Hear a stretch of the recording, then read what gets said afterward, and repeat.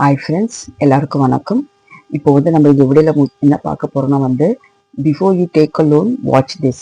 Loan எடுக்கிறதுக்கு முன்ன நம்ம லோன் எடுக்க போறோம்னு வீட்டில் பேசிட்டு எல்லாம் நம்ம பிளான் பண்ணுவோம் பாருங்க, எவ்வளோ லோன் எடுக்கணும்னு. அந்த லோன் எடுக்கிறதுக்கு முன்ன நம்ம என்னென்ன விஷயத்தை கவனிக்கணும் அதை பற்றி தான் நான் இந்த வீடியோவில் நான் பேச போகிறேன். ஸோ எல்லாருக்கும் ஒரு ரிக்வெஸ்ட்டு, வீடியோவுக்கு லைக் பண்ணுங்க, சப்ஸ்கிரைப் பண்ணிட்டு பாருங்க, ஷேர் பண்ணுங்க. நிறைய மணி சேவிங் டிப்ஸ், கோல் சேவிங் டிப்ஸ் அப்படி நான் நிறைய வீடியோஸ் போட்டிருக்கேன். கண்டிப்பா போய் செக் பண்ணி பாருங்க டைம் கிடைக்கும் போது. உங்களுக்கு ப்ராக்டிக்கல் லைஃப்ல இந்த இந்த வீடியோஸ் எல்லாம் ரொம்ப யூஸ்ஃபுல்லா இருக்கும்.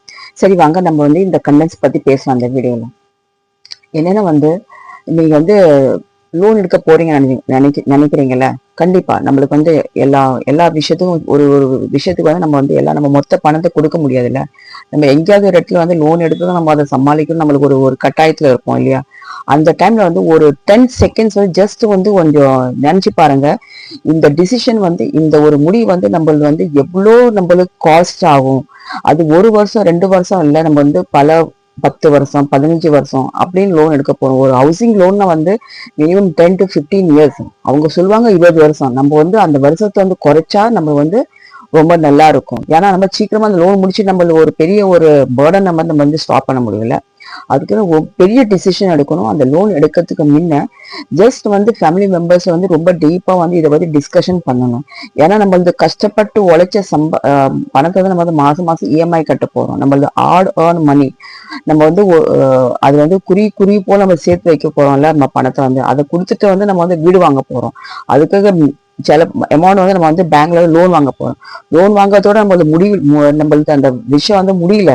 ஏன்னா மாசம் மாசம் ஒரு இஎம்ஐன்னு ஒரு கமிட்மெண்ட் நம்ம அங்க கண்டிப்பா போய் நம்ம கமிட் ஆயிடும். ஸோ அதுக்கு ரொம்ப யோசிக்கணும். ஓகேவா? இப்போ நான் உங்களுக்கு ரொம்ப ஈஸியா புரியாப்புல நான் 5 சீன் கொடுக்குறேன். சில சீன் 1 சீன் 2 நான் கொடுக்குறேன். ஸோ இந்த வீடியோ உங்களுக்கு ரொம்ப யூஸ் ஆகும். அது உங்களுக்கு புரியறதுக்கு ரொம்ப ஈஸியா இருக்கும். அதுக்கு சைட்ல scene 1 scene 2 scene 3 scene 4 scene 5 பத்தி நான் பேசுறேன் வீடியோல. ஸோ என்னன்னா பாக்குறதுக்கு உங்களுக்கு ரொம்ப ஈஸியா இருக்கும். எந்தெந்த டிப்ஸ் நம்ம வாழ்க்கையில இதை நம்ம கடைப்பிடிக்கணும், உங்களுக்கு ரொம்ப ஈஸியா இருக்கும். ஸோ இந்த சீன் 1 பத்தி பேசுறேன். லோன் ரொம்ப சிம்பிள்ங்க. லோன் ரொம்ப சிம்பிளா இருக்கும் பாக்கிறதுக்கு. ஆனா அது நம்மளுக்கு ஒரு குயிக்கா கேஷ், ஒரு ஈஸி அப்ரூவல், இன்ஸ்டன்ட் சொல்யூஷன் அப்படி எல்லாம் நம்மளுக்கு கிடைக்கும். பட் அந்த என்ன சொல்றது, அந்த ஒரு லாங் கமிட்மெண்ட் இருக்கு பாருங்க, அங்கதான் ரொம்ப கவனிக்க வேண்டிய விஷயம். அது ரொம்ப யோசிச்சு முடிவு பண்ண லாங் கமிட்மெண்ட் இருக்குதுன்னு. ஓகேவா? இப்போ நான் சீன் 2 பத்தி பேசுறேன். எவ்ரி இஎம்ஐ உங்களுக்கு உங்கள் இன்ட்ரெஸ்ட் கூட தான் அதை சேர்க்குது அப்படி நினைச்சுக்கோங்க. இப்போ ஃபார் எக்ஸாம்பிள் 10 lakhs நீங்க லோன் எடுத்திருக்கீங்க, ஹவுசிங் லோன். இப்ப அது மாசம் மாசம் ஒரு அமௌண்ட் நம்ம இஎம்ஐ கட்டுவோம் பாருங்க. அது உங்களுக்கு இன்ட்ரெஸ்ட் சேர்த்தா நம்ம பேங்க்கு கொடுக்குறோம். பேங்க்குக்கு நம்ம பே பண்றோம் இஎம்ஐன்னு. ஸோ இது என்னன்னு மீனிங் என்னன்னு நீங்க ஜாஸ்தியா பே பண்றீங்க பேங்க்குக்கு. சோ அது என்ன நம்ம பாரோ பண்றோம் பாருங்க. கொடுக்கும் போது அது 100 ரூபாய் இடத்துல 110 ரூபாய் கொடுக்கணும். சோ இதெல்லாம் நம்ம ரொம்ப கவனிக்கணும். தட் எக்ஸ்ட்ரா மணி நீங்க கொடுக்குறீங்க பாரு, அது உங்களுக்கு ஃபியூச்சர்ல சேவிங்ஸ்ல தான் போகுது. அது இல்லையா? இட்ஸ் யோர்ஸ் ஃபியூச்சர் சேவிங் கான் நினைச்சுக்கிங்க. நம்ம ஒரு இஎம்ஐல கொடுக்குறோம் பாருங்க, நம்ம எக்ஸ்ட்ரா ஒரு மணி பே பண்றோம். எக்ஸாம்பிள் இப்ப மாசம் மாசம் இஎம்ஐக்கு நீங்க 5,000 கட்டுறீங்க. அது 5,000 மோர். It's about 5,500 5,700. ஒரு 700 ரூபாய் நீங்க மோரா ஜாஸ்தியா நீங்க வட்டி கொடுத்துதான் நீங்க இஎம்ஐ கட்டுறீங்க. சோ இந்த இடத்துல நீங்க கவனிக்கணும். இது ரொம்ப இம்பார்ட்டன்ட். இஎம்ஐ ஜஸ்ட் உங்களுக்கு பாட்டு உங்க மாசம் மாசம் 5,000 கொடுக்குறாப்புல இல்ல. அதுக்கு நீங்க சேர்த்து வட்டியோட நீங்க கொடுக்குறீங்க பேங்குக்கு. சோ இது நம்ம ரொம்ப யோசிச்சு முடிவு எடுக்கணும் இந்த இடத்துல. இப்போ நான் சீன் 3 பத்தி பேசுறேன். சீன் 1 சீன் 2 நான் சொல்லிடுவேன். சீன் 3 என்னன்னா இங்க ஒரு லோன் நம்ம எடுத்துட்டோம். ஒரு லோன் எடுத்துட்டோம்னு நினைச்சிடுங்க.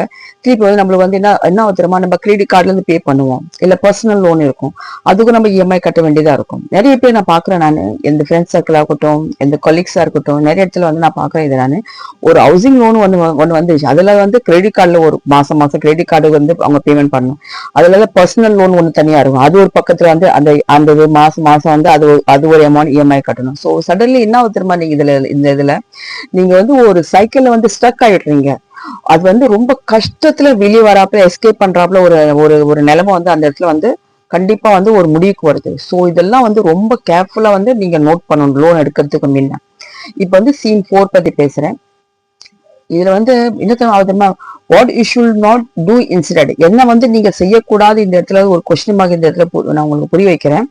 பிளான் யூர் எக்ஸ்பென்சஸ், உங்களது செலவுகள் வந்து நீங்க பிளான் பண்ணுங்க. ஒரு பில்ட் சேவிங்ஸ் பண்ணுங்க. அண்ட் ஒன்லி அந்த இடத்துல மட்டும் தான் நீங்க பாரோ பண்ணது அப்சல்யூட்லி வந்து ஒரு நெசசரியா அப்படின்னு நீங்க நினைச்சுக்கிட்டீங்கன்னா உங்களுக்கு வந்து ரொம்ப ஈஸியா இருக்கும். ஃபார் எக்ஸாம்பிள் இப்போ வந்து கிரெடிட் கார்டில் ஒரு பேமெண்ட் பண்றீங்கன்னு நினைச்சுக்கோங்க. கிரெடிட் கார்டில் வந்து வாங்கிதான் ஆகணும், நம்மளுக்கு கேஷ் இல்லை.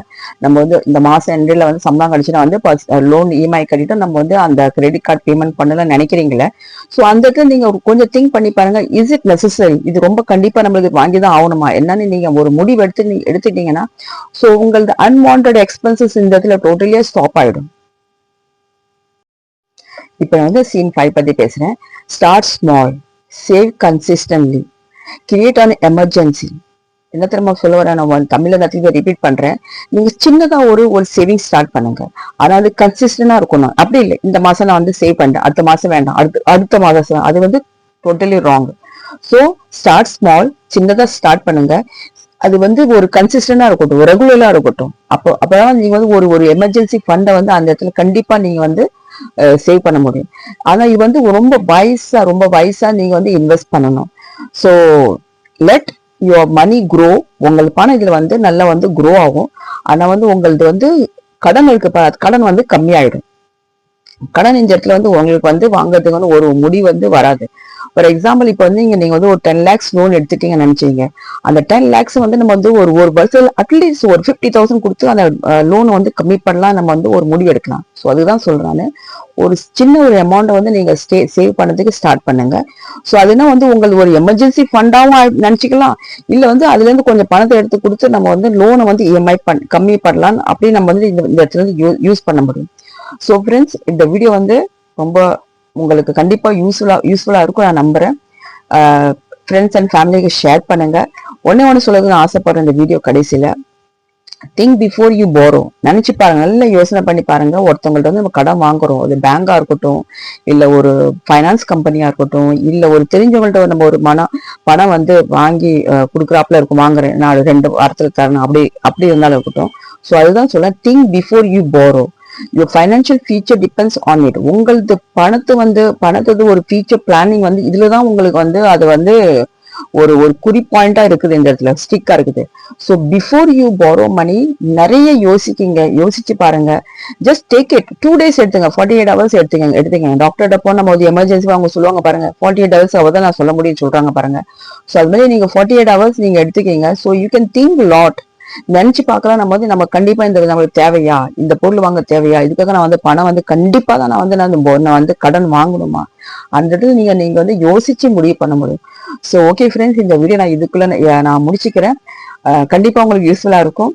ப்ளீஸ் ஷேர் பண்ணுங்க, லைக் பண்ணுங்க, கண்டிப்பா சப்ஸ்கிரைப் பண்ணிட்டு பாருங்க. தேங்க்யூ. மீண்டும் ஒரு நல்ல வீடியோ நம்ம சந்திக்கலாம். அது வரைக்கும் பாய்.